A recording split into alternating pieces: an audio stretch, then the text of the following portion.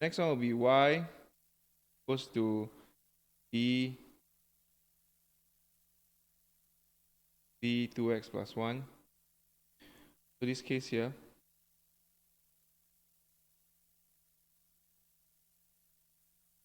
oh, this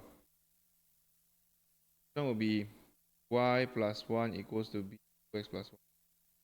First method will be this. Of course, the easiest method is just the line itself. So it's just y equals to b times b 2x 1, right?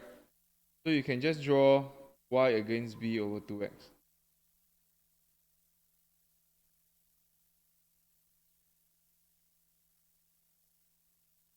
And what you get is actually that. Pass by, cut -1 for sure. The easiest. This is not the common one.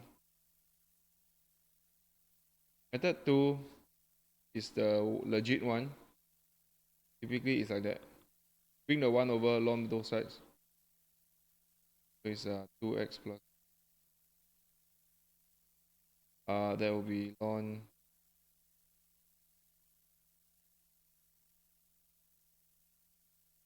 Yep.